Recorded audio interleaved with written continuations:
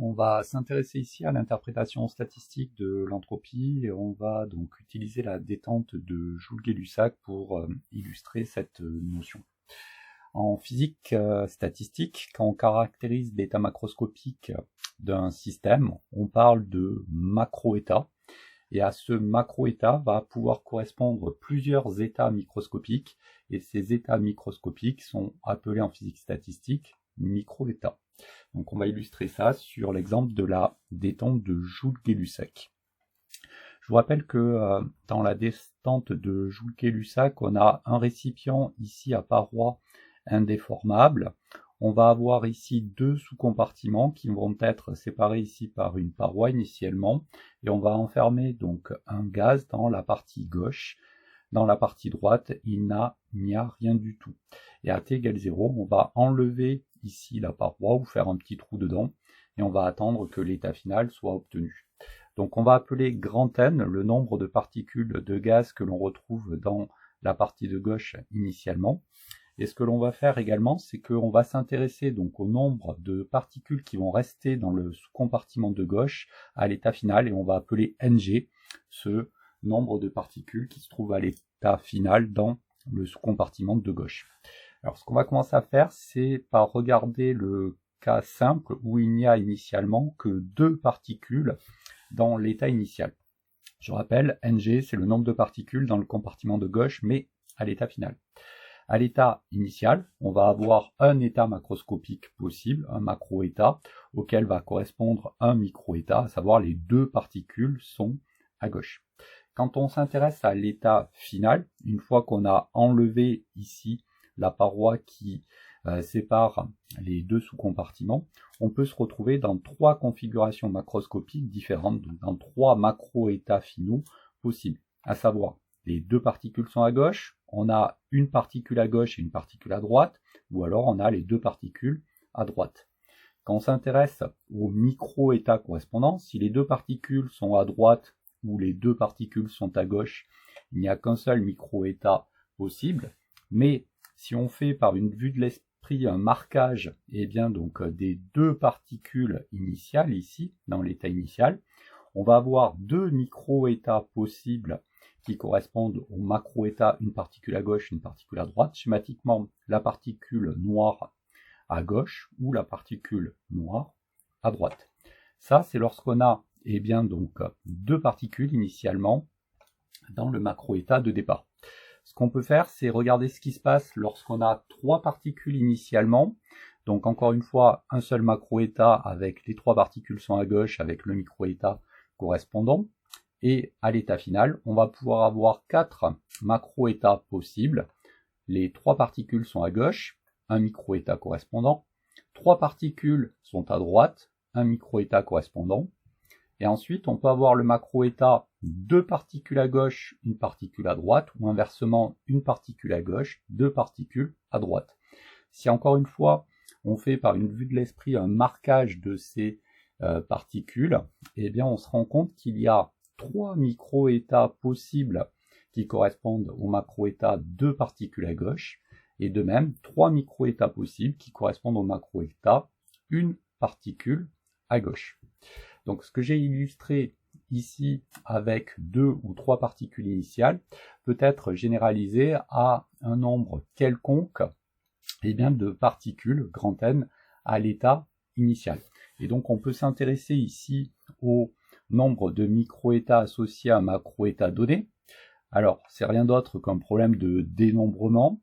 Donc, si on s'intéresse au nombre de micro-états associés à un macro-état donné, c'est rien d'autre que le coefficient binomial k parmi n, ici, où k est rien d'autre que le nombre de particules ici dans le récipient de gauche à l'état final, et grand N, le nombre total de particules initiales, soit factoriel n divisé par factoriel ng fois n-ng factoriel.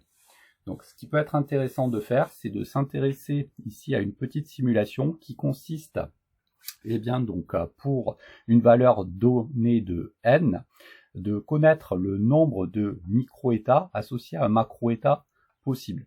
Alors ici, pour chaque graphique, on a une valeur de grand N différente. Donc N égale 2 par exemple sur le premier graphique, N égale 1000 pour le dernier. Et en ordonnée, j'ai tracé ici le nombre de micro-états qui correspondent ici à un macro-état donné. Donc NG en abscisse et puis le nombre de micro-états correspondants en ordonnée. Et donc si je reprends N égale 2 rapidement, on avait dit il existe donc un premier macro-état, toutes les particules sont à gauche, donc un micro-état correspondant. Un macro-état, toutes les particules Ng sont à droite. Ng égale 0, donc c'est toutes les particules sont à droite, et Ng égale 2, toutes les particules sont à gauche, bien évidemment, avec un micro-état correspondant. Et puis si je m'intéresse ici à Ng égale à 1, à savoir donc une particule à gauche, une particule à droite à l'état final, on avait vu qu'il y avait deux micro-états correspondants. Dans le cas où grand N était égal à 3, on avait 4 macro-états correspondants. Ng égale à 0, ça veut dire toutes les particules sont à droite, il y avait un micro-état correspondant. Toutes les particules sont à gauche, un micro-état correspondant.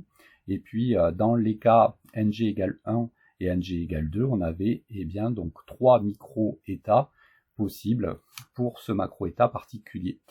Si on reproduit en fait ce tracé pour n égale 5, n égale 10, n égale 50, etc., il y a quelque chose qui se dessine. On remarque qu'il y a certains macro-états qui sont beaucoup plus probables que d'autres, à savoir qu'il y a beaucoup plus, par exemple, ici de micro-états qui correspondent à Ng égale 500 pour n égale 1000 que de micro-états qui correspondent à Ng égale 200, par exemple. Et donc là, ce qu'on va utiliser, c'est une hypothèse supplémentaire. C'est ce qu'on appelle l'hypothèse micro-canonique. Donc l'hypothèse micro-canonique consiste à dire que tous les micro-états, en fait, vont être équiprobables. Et donc, quand on va avoir plusieurs macro-états possibles pour un système thermodynamique à l'état final, le macro-état le plus probable, ça va donc être celui qui va correspondre à celui qui va posséder le plus de micro-états. Et donc, sur l'exemple précédent, dans le cas de notre détente de Joule-Gay-Lussac, quand on a un très grand nombre de particules initialement dans le récipient de gauche, à l'état final, le macro-état le plus probable, ça sera celui pour lequel on a autant de particules à gauche qu'à droite, Ng égale n sur 2. On s'en rend compte déjà ici avec donc un nombre de particules n qui est égal à 1000. Ici, on a l'essentiel des micro-états qui correspondent au cas particulier, Ng égale 500, à savoir autant de particules à gauche qu'à droite. Autrement dit, lorsqu'on va casser en fait la vitre, là entre les deux compartiments, il va y avoir uniformisation de la concentration particulière entre les deux sous-compartiments ici. Ça permet d'arriver jusqu'à l'interprétation statistique de l'entropie, et pour ça on va utiliser la formule de Boltzmann. Donc la formule de Boltzmann nous donne l'expression de l'entropie, et ça va être lié directement au nombre de micro-états qui correspond à un macro-état étudié. Cette formule de Boltzmann, S égale KB ln de grand oméga, logarithme népérien. Ici, attention, KB c'est une constante, c'est ce qu'on appelle la constante de Boltzmann, 1,38 fois 10 puissance moins 23. Si on fait une petite analyse dimensionnelle, on se rend compte qu'elle s'exprime en joules Kelvin moins 1, cette constante de Boltzmann. Et donc on remarque que pour un état macroscopique donné, on va pouvoir avoir accès à l'entropie ici de notre système. Et donc si on reprend ici l'exemple de la détente de Joule-Gay-Lussac pour un très grand nombre de particules, on va pouvoir s'intéresser à la variation d'entropie entre l'état initial et l'état final, delta S, S final moins S initial. Il suffit pour cela de reprendre la formule de Boltzmann à l'état final et à l'état initial. Et si on se rappelle que le nombre de micro-états pour un macro-état donné, c'est donné par les coefficients binomiaux, k parmi n. Et si on se rappelle en plus que quand on a un grand nombre de particules, lorsqu'on est à l'état final, il y aura autant de particules à gauche qu'à droite, on peut mener le calcul un petit peu plus loin en prenant ici la valeur de l'entropie finale moins la valeur de l'entropie initiale.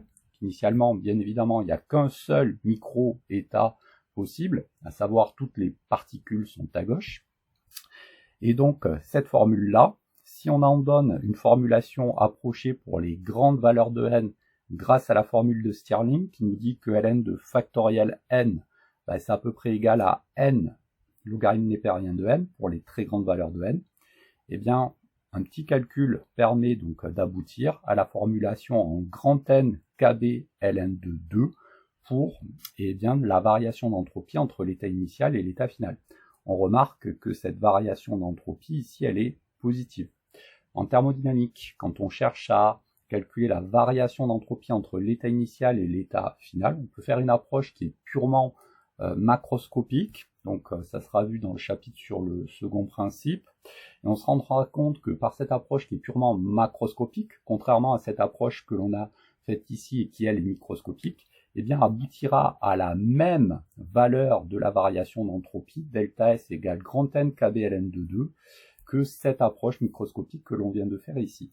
Ce qui est important de retenir pour l'instant, c'est que cette variation d'entropie associée à un système isolé, elle est positive, et donc qu'il va y avoir augmentation du désordre au sein du système. Alors, il faut bien comprendre ce que l'on entend par augmentation du désordre au sein du système. Lorsque on va passer de l'état initial à l'état final, il va y avoir un manque d'informations qui va augmenter au cours de cette détente. Ce que l'on entend par là, c'est la chose suivante. Donc si je prends le cas simple ici de départ, même si la valeur de n ici elle est faible, le macro-état le plus probable, ça sera celui qui correspond au nombre de micro-états le plus grand, à savoir donc une particule à gauche, une particule à droite. On remarque que lorsqu'on passe de l'état initial à l'état final, il y a augmentation du désordre, du manque d'informations, puisque ici, donc on savait que les deux particules étaient dans le compartiment de gauche, alors qu'à l'état final, ce que l'on sait, c'est que l'on aura une particule à gauche et une particule à droite, mais on ne saura pas laquelle est à gauche et laquelle est à droite. Et c'est ça que l'on entend par augmentation du désordre pour un système isolé au cours d'une transformation. Le manque d'information va augmenter au cours de la transformation.